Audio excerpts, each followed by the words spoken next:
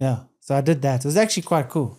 It was nerve-wracking, bro. So nerve-wracking. I remember we had to do, obviously in school, you have to do speeches in general for like English, Afrikaans and stuff. Love but those. we had to do it where I think there was like 30 people who did the course, and then all their parents came on the last evening, and you had to give a speech to all the 30 kids and their parents. Bro. Yes, it was rough. Bro. That I remember being so nervous for. Dude, being the bubbly, like happy person I am, I'll never forget matric. At like my last English speech, step up in front of my class, and bro, I had the worst shaky knees ever. Like it was so bad that my friends in the front row could see how nervous I was, that my legs were like blah, blah, blah, blah. Horrible. Have you ever had that kind of nerves before a race? In school, I used to get knots. Isn't it weird? Yeah. In school cross country, I used to hate. I remember you had to do like inter-house cross country, and I hated doing that. But then I didn't do school cross country as like a sport. I did athletics because after 100 meters or 200 meters is done. Yeah. So it's not as nerve-wracking. Whereas, I mean, what was the distance in schools? Was it like 5Ks? No, I mean, it was 800. No, not for athletics, for cross country. So I think juniors was 4K and then seniors was 8. Which is actually nothing. Bro, 8K. Like, we wouldn't get, okay, maybe you would get nervous for a 5K if you're trying to do like a PB and it's a race and there's 1,000 other people. I would understand getting nervous, but also it's like 20 minutes of your life. Yeah. My thing that I used to be the most nervous for was athletics mornings, bro. I'd literally wake up with a pit in my stomach, and like all your friends would be bubbling. It's a usual Wednesday at school, and there you are sitting with knots the whole day. Yeah, can't eat your lunch. You got no appetite. Nothing. Just sit on the bus, put music in, just wait for that gun to go off, and then as soon as that gun went off, it was like everything was back to normal. What distance for school were you doing? For athletics, it was 815. Still love watching that race now. The athletics champs is currently going on. But yeah, that. Bro, just swing that mic a bit closer. Yeah. But the 800-1.5 I loved, and then obviously cross country gave up because of rugby. Like rugby was the one for school. Yeah, even played against you a couple of times. Yes, bro. You would have been in matric. I obviously was grade 11. Yeah. You went to Rand Park? Yeah. What position would you be? Scrum off? I don't know. I played scrum off the year we played against. We've definitely spoken about this before. Yeah. You guys trounced us on our field, on our own field in my matric. I think it was even a Wednesday fixture. It was always an interesting rivalry. I don't know why. Yeah. We built it up so much in our heads. Like I understand. But like, it was always, because we had that Gees week or whatever. Yeah. Where it was like grade 8s on a Monday, had a motivational assembly, grade 9s on a Tuesday. So obviously it was built up to be such thing. And there was that rivalry between the schools. Yeah. And because Trinity being, more expensive, it was always like Rand Park scum. And all that. Yeah. It's so stupid. Like I probably knew maybe 3 or 4 people from Rand Park. And you just assume that everyone's a drug dealer at Rand Park because like the school rumors start, and it's like just as many people are doing drugs at Trinity as Rand Park.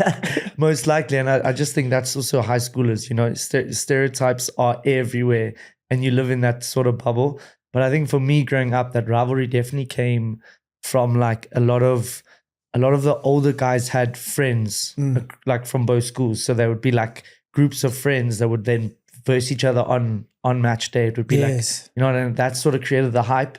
And then, as you said, it was a bit of a us versus them, So what was the room? Were there like gossipy type things about Trinity, our school? I think Juice probably came up. Yeah. Juice was definitely one.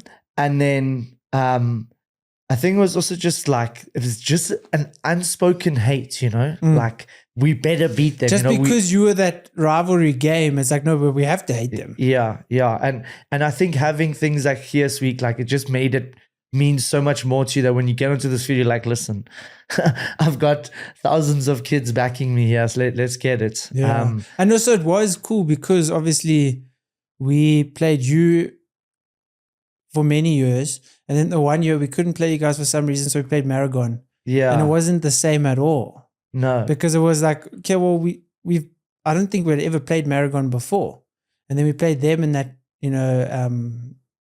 on the Saturday. And it wasn't the same because we didn't have that animosity towards them during the week. Yeah. Which adds to it. But what was your guys' rivals at Trinity? Because we obviously had the usual four France and Northcliffe. That's the thing. It was interesting because our rivals were more like the Afrikaans schools. Okay. Well, not rivals, but the games where it was more competitive. Yes. Like we got lucky and beat Cares the one time, but we could never play Cares as a scheduled match. We would get wrecked. Yeah, no, you guys the had rugby that year. was just too good. Yeah, fortunately that one year was a magical fixture over Cares, but I think like Becca, those kind of Afrikaans, not even Hulpmekaar. I don't think we'd ever played Hulpmekaar when I was there. They were still too good. Hulpmekaar definitely would have destroyed us. But I've seen both Rand Park and Northcliffe and Trinity are definitely featuring more in your big festivals. Yeah. The Saints Easter Fest are definitely hosting schools like that. And I think it's just this whole rugby thing where they're trying to level up the game from everywhere. You know what I mean? I mean, even if you look at the top level now, the tier 2 nations are regularly playing tier 1 nations so that they can obviously like study and analyze their games against them and then improve from there and just be exposed to better, I guess. And I think that's probably what helped your guys' year when you had so much success is you wanted it and you would get given opportunities to put yourself against the Cares and like beat Cares on Cares' field at Easter Fest is one of the big results that will go down. But then the funny thing was the following day, or the Monday, whatever the game was, I think we played some big Afrikaans school and we got beaten 60-0. So we were on such a high after beating Cares by like 12 points and then we go and we get beaten 60-0 the following game. But there's always that let off after the game, but you can't I think everyone probably drank so much after that because I mean, when does it happen when Trinity beats Cares? So everyone partied. So I think that Monday game. Exactly. And that was Saturday. You had Sunday to recover. So you're surely going to be fine for Monday. Yeah, I know. And I think that's the big thing with you mentioned testing yourself with, you're going to improve when you're testing yourself against better schools as opposed to playing schools that maybe can match up to you on the day if they're playing well or worse off schools. For sure. With running, that's my biggest challenge, bro. Because, you're an excellent runner.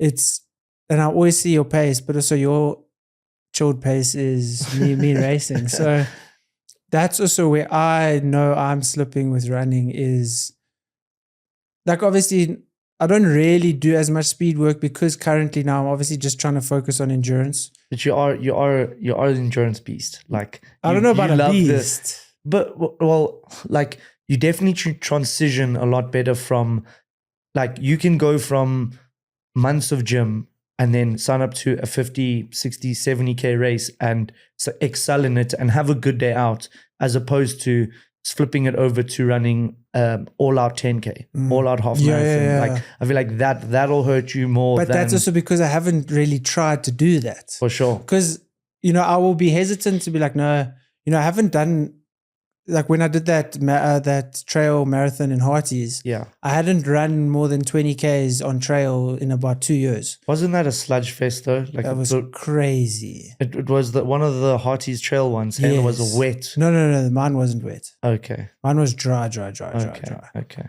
So I hadn't done it for so long. I hadn't done it for 2 years. I hadn't run it on the trails properly. Like I'd run on road and I'd done 30s and that kind of stuff. So because I'd done it before, I was like, okay, let me just sign up and I can push through and have to endure what I have to endure.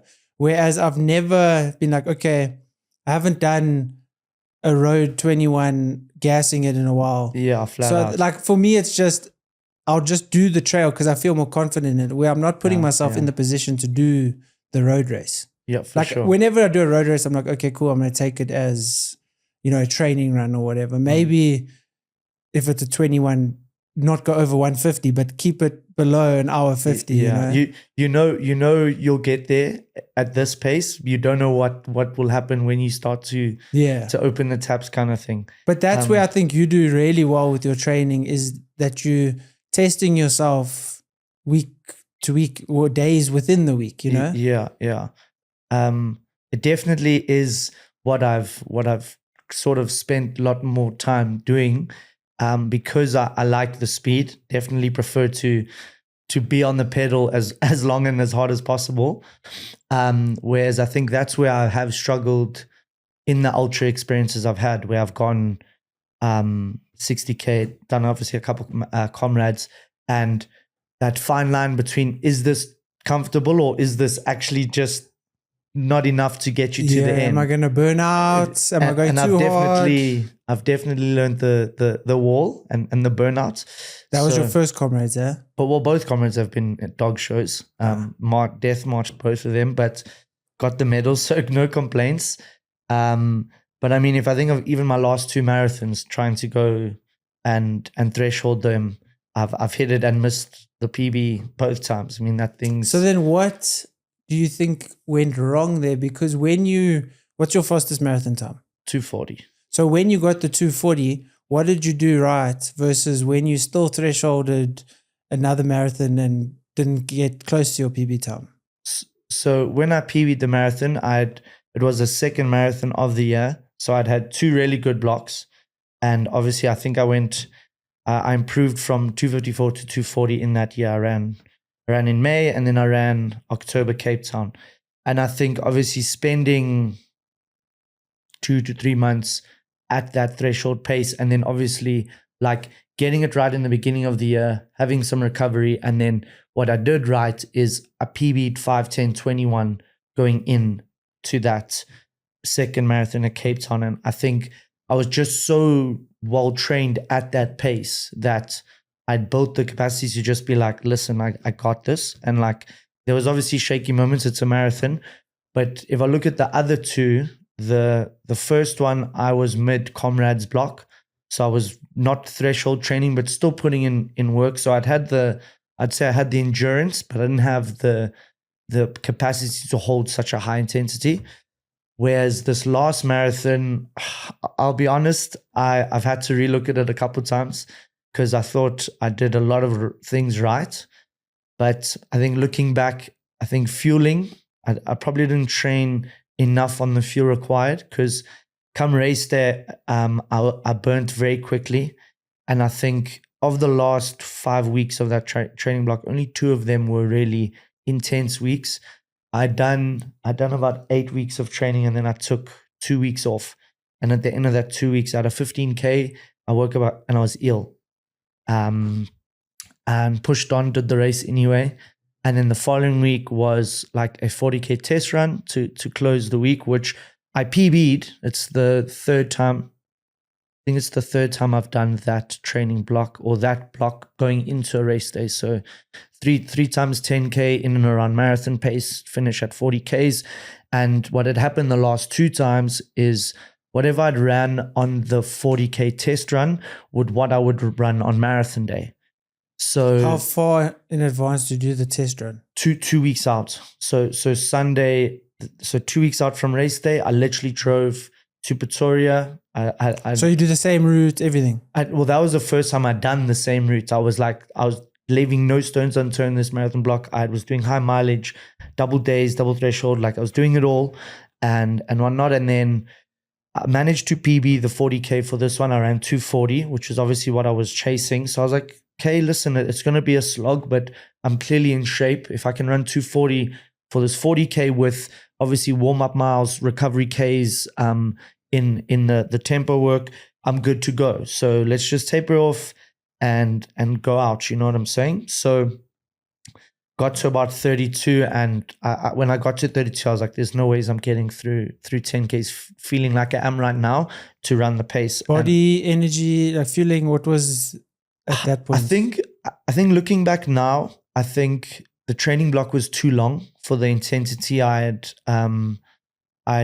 been putting myself through, because I think around weeks 8 and 9, I'm not even joking, I was cooling down at like 4:05, 4:10. Like I would finish a tempo or threshold session, and then in the cool down case, like without looking at the watch, just jogging it through, I'd be 4 zeros. Yeah, I know. It's the worst thing on earth. When I see you and I'm like, doing maybe a slightly faster session, and I'm doing like 4:30, and then, or actually no, the one time I was doing a recovery run So I was just like 5:30, cruising, chilling. And then you caught up to me and you're like, yo, I'm just finishing my cool down. And then I was like, okay, cool. I'll run the rest of your cool down with you. And then I checked my watch. We're doing like 4:10. I'm like, bro, this isn't recovery for me. But and then you're busy cooling down. Yeah. So I definitely think the periodization was wrong because I was in tip-top shape probably 2 to 3 weeks out. And then coming off of that taper, got sick, which is clearly signs that the body was up. And now that it's had some time to think about itself, it's actually like screws are loose. So definitely got that wrong. So that was 13 weeks of training. So I would probably go nothing more than 10 the next time, obviously, depending on how it works out. So I think with the consistent training and stuff that I've done, I think 8 to 10 weeks is perfect no matter what I train for. I think I can get myself into top shape in that time.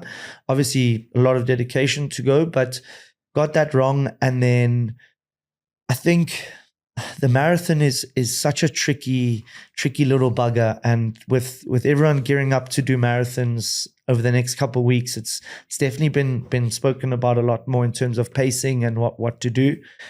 So I definitely think being more cautious in the early stages definitely gets rewarded, because I wanted to run 3:45 for the marathon. And I think in the first half, I'd run 9Ks that were all in the 340s. So 346, 47, 48, whatever it was. Whereas I wanted to stay just under 4, like 3:55 to 4 for the opening half. And then obviously with myself saving energy, then kick on to 3:45, maybe even a little bit less. And I think just ticking over that close to the threshold, as I would describe it, because that's what I thought my threshold would be, without, like, I've never done tests or anything like that. I think when I look back and I saw half of the first half was already at threshold, I wasn't surprised that come 33, 34, I was already, like, I think I was probably like just over an hour and a half in. And I mean, threshold, they say, is 1 hour. So when you're dipping into the threshold in the first 45 minutes or just after 45 minutes, you're only giving yourself another hour, maybe 65 minutes of really top end running that you can do before you hit the gas. I mean, I went through halfway at 1:20 and I think I finished the second half at 1:39. So it was a big bomb. And I think I'm still obviously going to go back and try, but I think now I'm doing a lot more fueling. Like, I'm fueling most of my double threshold. The second run's getting, even if it's just a 20-gram bar or something, it's still getting something. And then I wouldn't train for 13 weeks for a marathon. Like, I'd probably top out at 9 weeks. Give yourself 2. But I mean, even your weeks that you aren't training for the marathon, I mean, you're still doing probably like easily 60 Ks a week. Yeah, I'd say this last block I was averaging like my goal was 120 plus. But that's during that was peak. So I'd try to do that 3 to 4 times in a row. And then I'd probably drop around, I wouldn't go over like 85. I would stay around that 75 to 85 Ks a week. And like, that would still include the daily structure of double runs and stuff like that, but would really just tap off the volume and intensity. So yeah, I think this running game's become so hip and happening right now. Like, it's actually crazy. Like, I feel running has, there was a stage when the main influencers were like bodybuilders on social media. Yeah. And like just trying to build and trying to look a certain way. And it's definitely, there has been a shift to running influencers and running in general, and running being the sport. Whereas previously, running's still much bigger than high rocks, obviously. But that's where it's going. That was my next point. I think so. But running, because of the running clubs and, you go for a coffee run, that kind of stuff, I think it's more tailored towards community. Yeah. And, okay.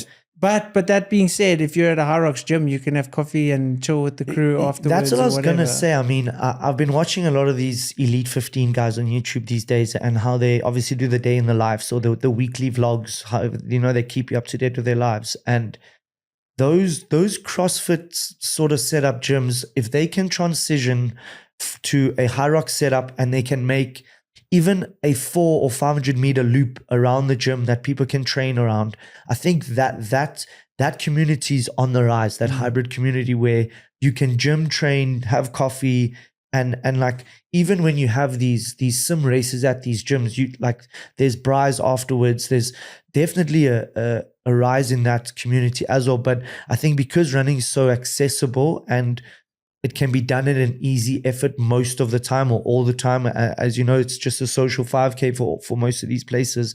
It definitely the point of entry is easier for everyone, and it's taken off. I mean, I think every 5Ks you can probably find 2 to 3 crews. You know what I mean? That are running that's around. what is nice in our area. I don't see many runners, not tons. But like when I run in 4 ways, I see so many more people. Yeah, for sure. And it's so much nicer to see people on a run. For sure. Even if it's just a what's up, you know, it's nice to just run past someone. Jess, we also live in the West Rand where it's hilly, bro. Yeah. It's a struggle. But 4 ways is okay. So our like Sundowner, Bosgrain, there's elevation. There is, but in 4 ways is worse. I think in 4 ways there's more aggressive hills, like long, steep climbs.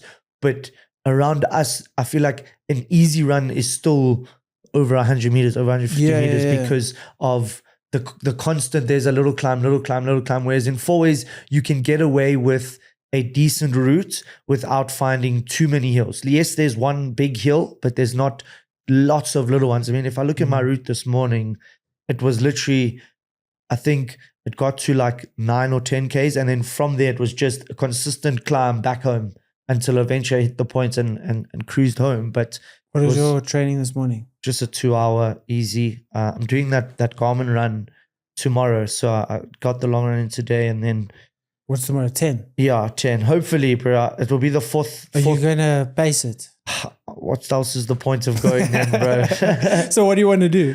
I'm still chasing the PB, bro, but I think I just can't get in. I don't know. That pace just seems a little bit, it's too hard, especially. So what's the pace?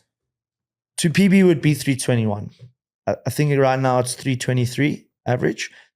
But with Joburg's 10K routes, I mean, I've done 3 and I haven't got within, I think 90 seconds. I've just dipped under 90 seconds to the PB. I haven't got within 45 seconds, even 30 seconds. Where was your where was the PB? ABSA 10K, which is actually happening this coming Wednesday. That happens on the. Is that more flat than now this week, tomorrow?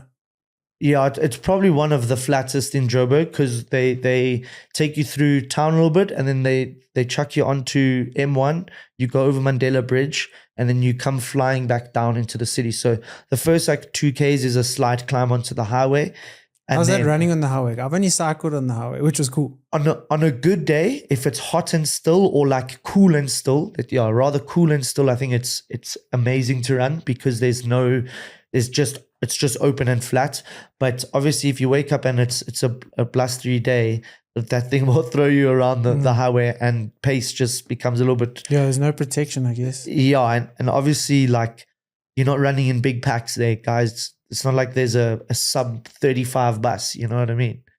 So yeah, I'll go out and give it my best shot. I think I've also got to that point now where I'm there to race. Like the PB, like yes, I'd love a PB, but if there's a group of 5 of us that are going for the win and I'm part of that and I fall off the back of it, I was there, part of it. There's, it's good to know there's guys that are just as good, even better than me, and I'm in and around there. I mean, even the last 10K that I did, that front bus that run in SA, I mean, it's 160 meter elevation, 10K, and these guys are running 31 minutes. That's crazy. And there was probably an 800 meter hill in there. You know what I mean? Like long climbs, and these guys are still just outside 30 minutes for 10Ks, which is elite. So what's your best performance, not time wise, but placing? So I remember in like the bigger events? Because I know the one Pirates one, you came like 4th or 5th or something like that. 12th. I came 12th. 12th. Yeah, 12th. Which but is you also, got like that whole shot in the beginning. Yes. That was a very, very cool shot. And yeah, I think I rubbed shoulders with Yvette van Sale. She was next to me that day. And yeah, it just G's you up when you're rubbing shoulders with those kind of guys. But I'd say best that Pirates run will definitely be one of my top 3 performances, just because like I think that's my second fastest half, but it's the toughest in Joburg.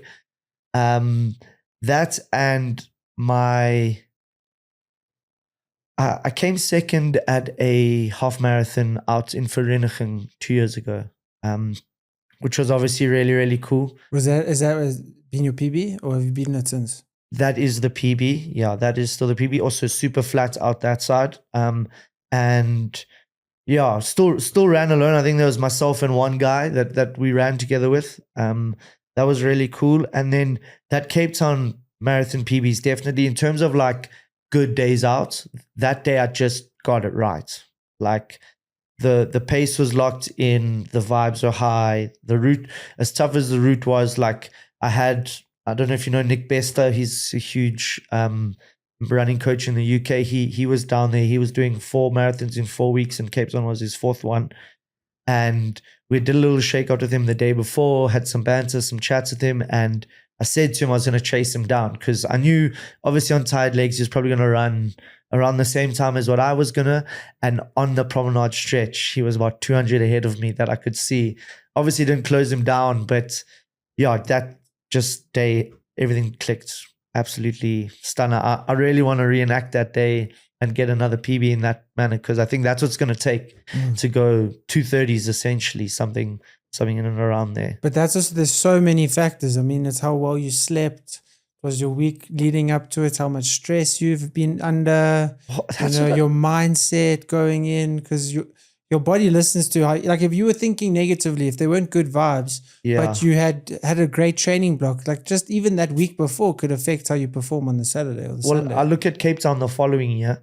Myself and the boys put together a sub-3 bus. I was going to pace it. We all trained together. Everyone was pretty much in shape to go 259. And on the day, it was hugely windy. And some of the boys, you get nervous, you have a bad travel, you have stressful weeks at work, and some of them went sub-3, some of them just missed sub-3, and those are the margins when you're on the line of a marathon. And I think that's what's so cool about the marathon. Like, yeah, anybody can go do a half. I even heard when we hosted Track Thursdays last week, I heard one of the guys shout out, yeah, bro, I've done like 30 half marathons, but I'm still waiting to do my first full, and like, it just shows you like they say, only 1% of the population are doing this. And for anybody to put a 12-week, 3-month block together to go to Cape Town or any marathon and get it right, it's a really cool day out. Like to put yourself through that. And I've been taking a lot more interest in triathlon as well this year.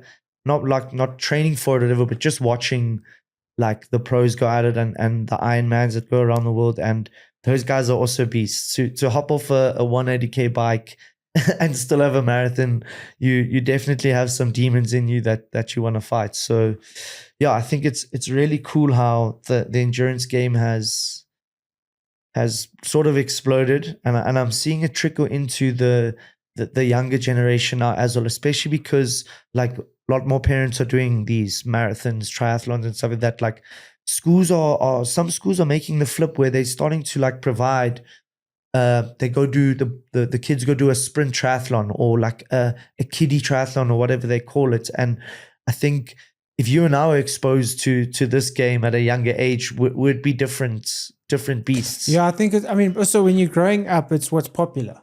And rugby has always been popular, but it was what was popular then, Yeah. And if you're a good rugby player, everyone liked you, all of these things. So the moment like athletics, triathlons, cross country in school becomes more popular and becomes like you see Sheldon did, that 5K at Delta last week at whatever time, that's so cool. Yeah. As opposed to, did you see Sheldon's try? when those things become more popular, Yeah. then definitely I think kids will adopt it more, because when you're growing up, all you care about is what people think about you. Or I guess as adults, that's large population is still the same. But I think when it becomes, the popular thing to do, then people will do it. Because I know for myself, if my school encouraged it, but it wasn't popular, I still wouldn't have done it. Like the mindset I had when I was in school was, do the thing that's accepted, do the thing that gets the most praise, do the thing that the girls like, do all of that. Then, that's why it was rugby. Yeah, popularity was huge on everyone's board of things to get right. At what age do you think you got to a point where you started to care less what people think? I'd say probably like second or third year out of school, where you really are, you're waking up, you're doing your own thing, you're taking your own interests, you are the driver of your life. Like when you have to get up and do a job, or like I started working before some of my friends. I didn't do the whole get a degree thing, so I missed out on that like exam stress round 3, whatever you want to call it. Do you feel you missed out, or you just missed out in the sense that because you didn't do it? Like, do you think is there part of you that's like, that would have been a cool experience being so far away from it now? I definitely would have preferred a more study life. I think less stress. Also, you get to experience things in a different sense, where like you're still experimenting. You're in the trial phase where you can go out and whatever, study, get away with some days. Whereas if you like, listen, I've got a job. It's not Monday lectures, I'm going to skip. Yeah, you can skip a lecture. You can't skip a job. No, well, you can, but you're going to lose the job. Yeah. So I think, when it was that second, third year out of school and everyone was sort of taking shape for their own lives, I think that's when you start to, like, I don't know, really grow some hair in your chest and start to do what you love and appreciate, like, this is what I have. So let's play the hand that I've been dealt and move forward, so that, like they always say, comparison is the thief of joy. So I think it was really important at that age to just move forward, make your choices, and enjoy the life you live. There's no one wants to have a cloud over their head and live like that, and I'm not somebody that does. I'm very much a happy-go-lucky guy, and I want to enjoy your time on this earth. Yeah, and I'm also like at our running crew, I'm known as hype man. Like I like bringing the joy and excitement and get people geared up for things. Life's better when it's at that level. So yeah. Even working with kids, I look at them and the way they think. I'm just like, to be young again, amazing, but also, like, you don't know what's to come. Like, appreciate what you have. But I think I was just thinking this the other day, and you see how kids, because what we experience in this life, and it's from our subjective point of view. Me sitting in this room with the familiarity of it, with putting the books on the shelves, with having clients come in here, is a completely different experience to what you have being the first time in this room as a guest on my podcast. Yeah. But my perception is that, this is the reality. What I'm experiencing is the reality. Exactly. Whereas from your experience, you got the reality that you're experiencing, but it's two completely different things. You could come in here, let's say you're nervous. Your perception of having a microphone in front of you could be, nerves, could be a little bit scary, could be all these things. Whereas for me, could be like, oh, finally, I'm at peace, I'm comfortable. So, our subjective reality is so different. And to think that everyone's having the same experience as us it's naive. But I think, you mentioned the kids and the joy that they have and the games that they can create out of nothing, the imagination they can have. I think it's so special. And as we grow up and as we've grown up and, sometimes we become cynical because we see how dirty this world is. We see how negative people are. That's but true we too. need to, I think, have that, innate joy that children have and to be able to put it into the world, because if we constantly live in our adult minds, I think that's where people just become negative, and that's where things become more toxic, and it just creates a negative environment. Whereas I wish I could a kid will be in here, a 4-year-old, and you'll look at that car and you'll play with it. You'll drive it on the floor, and this just became a whole city that he's driving through. He's seeing this carpet in such a different way. Whereas I'm seeing it and I'm pushing the wheel and I see the wheel squeaks a little bit. I'm like, oh no, someone must have dropped this. This ornament is broken. It's just like, what is the actual reality of this? It's just what I make of it. Yeah. So let me, close off my adult cynical mind a little bit and create more joy and create more enjoyment, because, life is so short. And what's the point of everything just being, negative and toxic and cynical? Sure. I think we've definitely, you and I can both agree, we've come to realize that it's hard to live in that kid mindset, because we do have jobs to run. Yeah. But that shouldn't take away from that inner child joy, happiness. Like, if you love what you do, you don't work a day in your life, essentially. If you wake up and this is your peace, if sitting behind the microphone is your peace, then, put your head down, enjoy, like, get through what you need to do so that you can be in peace. And I think just approach the day with that mindset and attitude that it is going to be a good day and you can roll with the punches. Like, I think for myself, it's something I struggle with in terms of, like, sometimes being present and being there. Like, I'm always worried about the next thing, or how long do I have to get these things done to stay on top of things. Whereas, like, you don't like take that time when you do get the 30 minutes, the 45 minutes to be quiet and just be by yourself. We're just always on our phones looking for the next fix. And I think that's where people experience this burnout, is because they're constantly consuming, they're constantly, like, pushing themselves to like, where's the next social event? Where's the next big jaw? What are my friends doing? What Instagram posts can I make? And it's just this go that we don't look for time to be quiet. Like, people want to sleep in as late as they can so that they can rest. But instead of maybe waking up an hour earlier and having 15 minutes to yourself to sit in the morning, have a cup of coffee, and, like, slow your day down and bank some easy hours, so that when you are going into a busy schedule at work where it's back-to-back meetings, you've taken some time to just center yourself, have some peace and quiet, so that going into that phase of your day, you're ready for it. Because for me, there's nothing worse than literally waking up and, like, rolling straight into things. It's nice to, like, I think about myself this morning. I woke up an hour before my run, got a coffee, made some toast, had some scrolls, thought about the route. Like, by the time 6:30 came, I was well prepared and well ready to get out the door and enjoy myself. It wasn't this mad rush. Is my stuff prepared? Have I thought of this? Is my watch charged? Like, all of that stuff was prepared and ready to go. And I think Nick Bear, another idol of mine, I listened to his podcast at the beginning of the year about, like, just setting some intentions. And the biggest thing I took away from him was forward thinking, backward planning. So, like, you have a project due on this date, like, backward plan and get all the steps in order to get to there so you can have a successful thing. Whereas, people don't take that time to enjoy their goals, because they always leave things for right now. Like, they wake up and the previous day's tasks are not complete, so they're already starting the day on the back foot. So you got to just think ahead, backward plan, and be prepared for these sort of things. Yeah, and I think that's the challenge.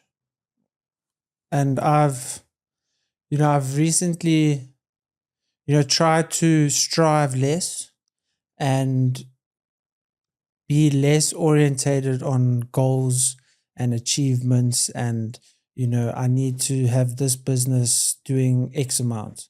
I need to make sure that I'm doing X amount of marathons, races, whatever. I struggle with that. And that's where I've struggled, because I think that, so, in terms of goals and planning, it's a challenge for me. It's, I want to achieve things.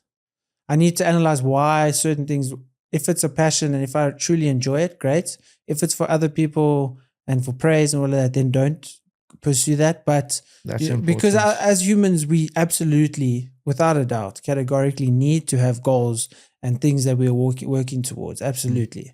But it's okay, I want to do that, but I need to know that my level of happiness is not going to change when I do that or have achieved that, because that's fleeting. I mean, how many times have you set a goal of running a time for a marathon? You do it, and it's like, okay, well, now I need to do better than that. Yeah. It's not the achievement itself isn't anything that's going to bring you long-lasting joy, because it's gone. Get a new car. Okay, cool. 3 weeks later, the novelty's worn off. Yeah. Get a new house. Novelty's worn off. So anything, of this earth that we strive for is, impermanent, and it's going to wear off, the enjoyment of it. But being, the human systems that we are, we do need to set goals, because we function better when we are working towards something. So, set the goals, have the tasks that you want to do, understand that having a goal of that, 99% of it is the preparation. Yeah. So there's an incredible quote that is probably one of the most profound things that helped me in this aspect was, growing up, or, enlightenment or whatever, is realizing that the light at the end of the tunnel, there's a light at the end of the tunnel, and you realize that the tunnel is an illusion. So it's not getting there. It's not once you're there. It's not anything. It's right now. Yeah. There's no to get there. Yeah. There's no once I'm there. It's right now, because when you're preparing for a marathon, yes, you can be in your head thinking about what you have to do next week. You can be in your head thinking about the night before and all of these things. But all you're doing is in the very moment right now thinking about that. Yeah. That moment is going to come. And when you're there, it will be right now. But, that level of joy that you want to get once you get that marathon time. Yeah. You can have that level of joy right now, because all you have is right now. This moment you and I are sitting here right now, this literally all we have right now. Until the moment's over, we'll be in another moment. But we have literally right now. Yeah. So if I think, okay, I'm going to finally be proud of myself when I run that time. It's like, but that means I can't be proud of myself now. That means there's something wrong. That means I'm not good enough. That means, and it's all of these things that we are putting on right now by striving. So that's where I'm, at the difficult point where I do want to strive. I do want this business to grow. I do want to run good times. I do want to do a better time at 94.7 this year. I do want to do all of these things, but I don't want it to take me out of the right now. Yeah. And I don't want it to, as long as I can stop me from striving, because I don't want to stop striving. I do want to achieve things. So, as you mentioned, backward planning as well, or setting a goal and, outlining what you need to do in order to achieve that goal. That's a necessity. I mean, to achieve a goal, you do need to know, okay, well, I need to do 6 days of training. I need to do this. I need to do that. And you have to plan. Yeah. But it's just difficult to be like, okay, while you are training this week, you're busy thinking about next week. Yeah. You're taking yourself out of what you're doing right now by thinking about next week. I've often, being on a trail run, let's say I'm in Hearties, and I'm busy planning my run for next week somewhere else. Yeah. And then it's so dumb, because I'll be working, and I'll be thinking about the trail run.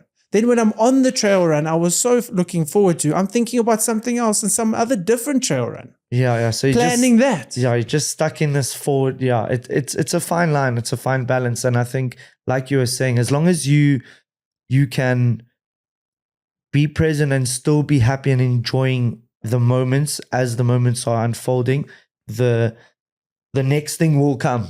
It will. But don't let the next thing take away from right now, so that you can, if I think an important tool in all of this is that adaptability.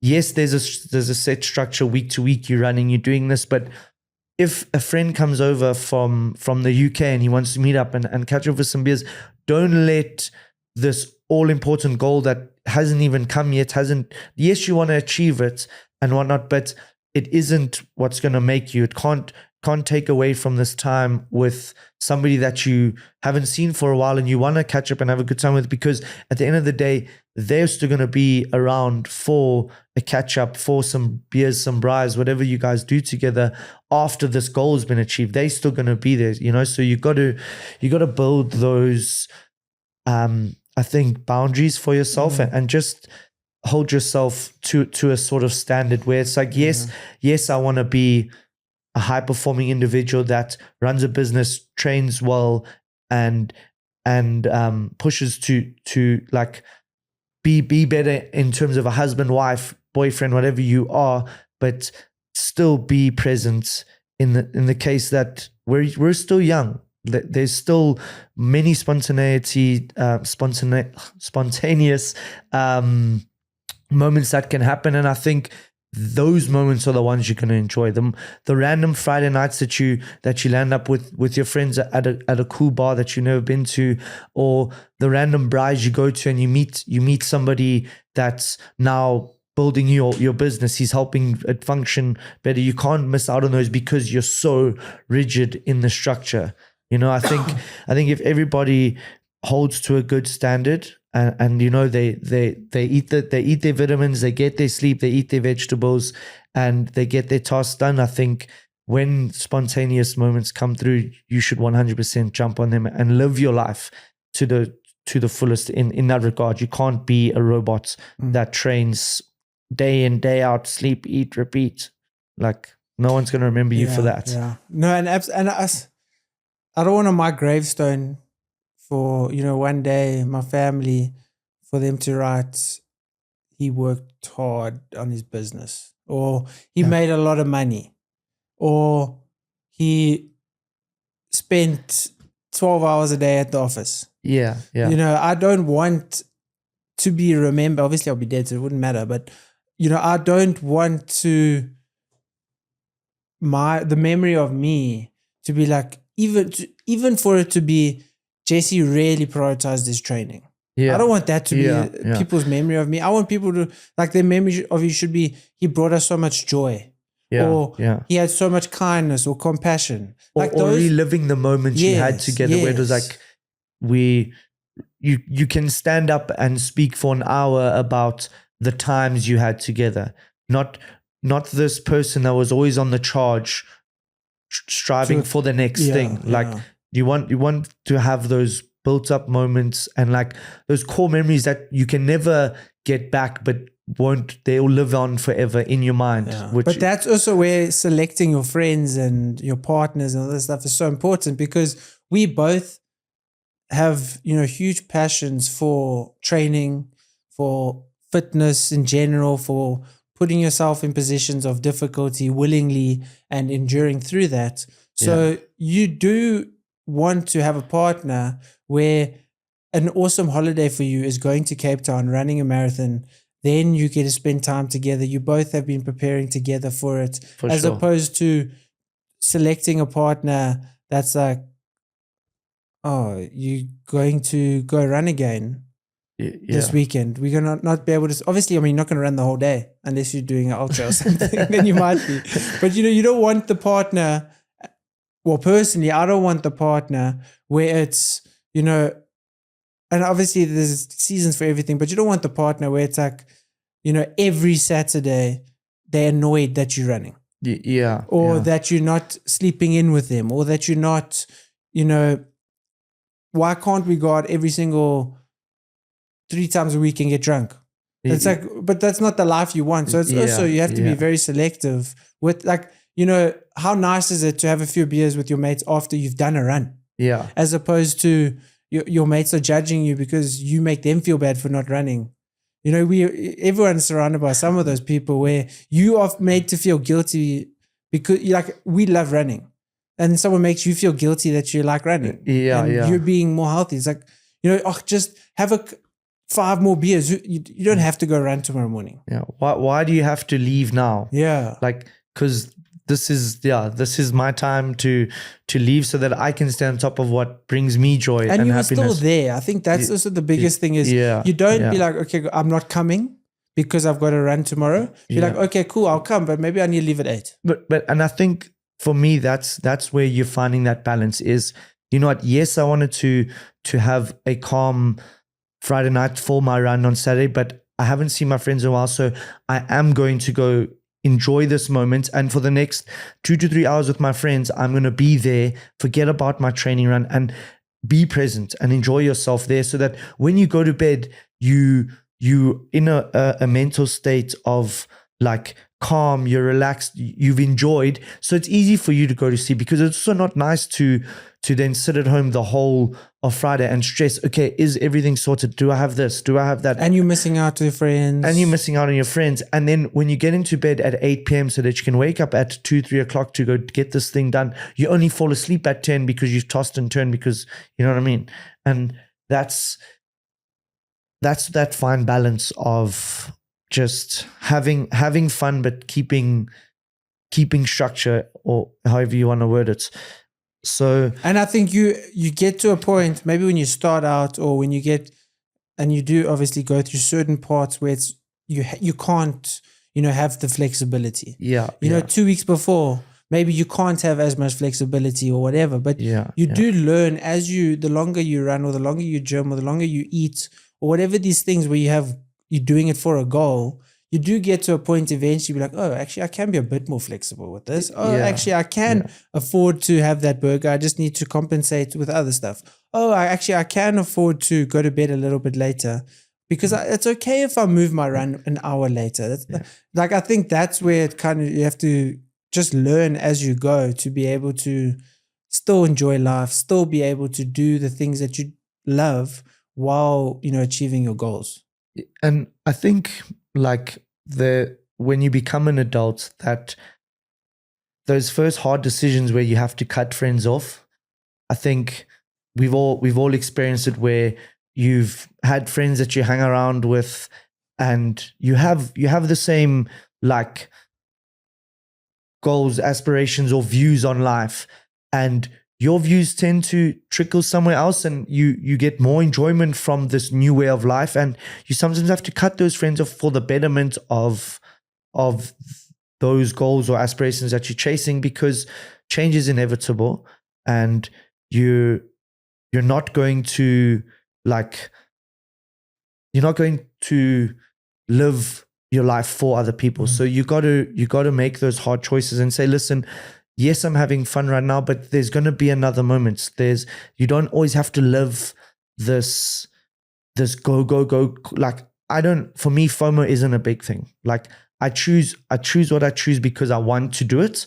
And like, I know I'm going to be there, and I make those choices so that I can be present in those things. I don't sit at home and be like, oh, I'm missing out, now I'm upset. Like, no, I'm going to be happy that I've chosen to be at home and be prepared for my race tomorrow, because I know tomorrow when I smash my race and I'm with the friends that want to have beers and have had PBs, I'm going to be present there. So I'm going to make sure that I'm in the best state for that moment. I'm not going to try be a jack of all trades kind of thing. You know, you got to, if you want to be doing these ultra endurance and heavy things that are pushing you forward and getting you out your comfort zone, there has to be a degree of sacrifice and missing out, if you will. So it's been really cool going through this running journey, watching it grow.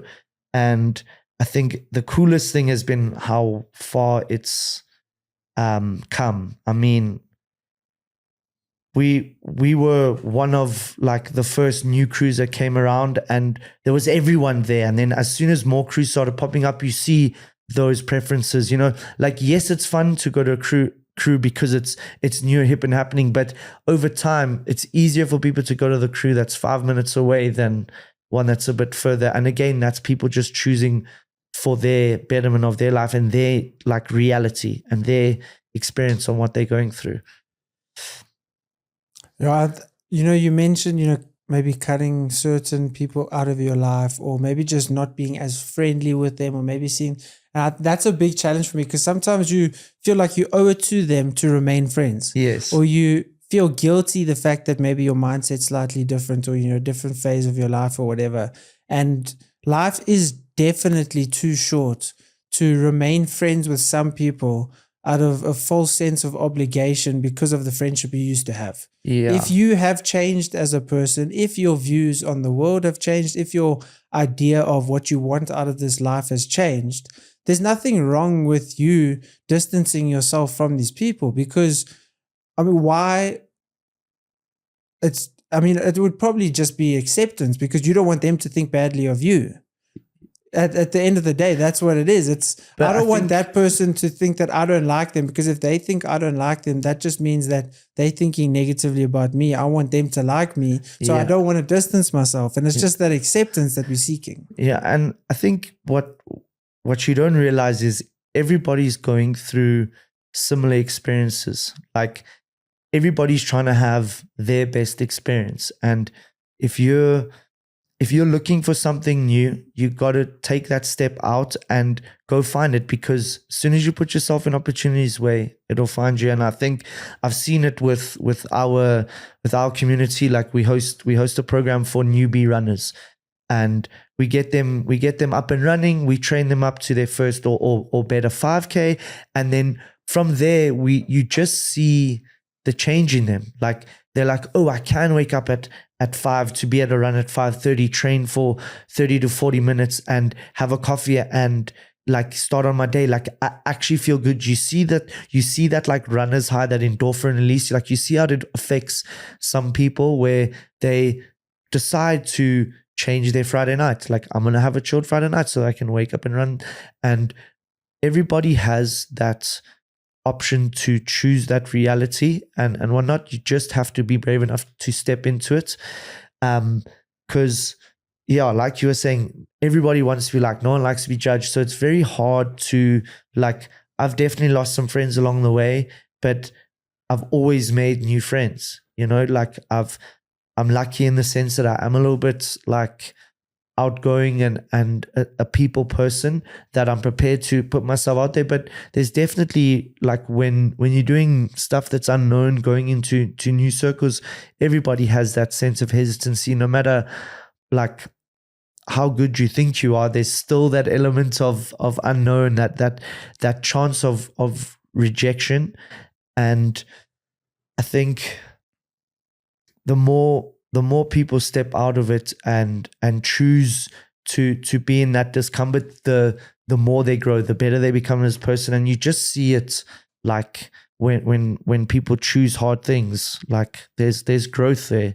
And for me, I don't want that to end. Like, it's very nice to do new hard things.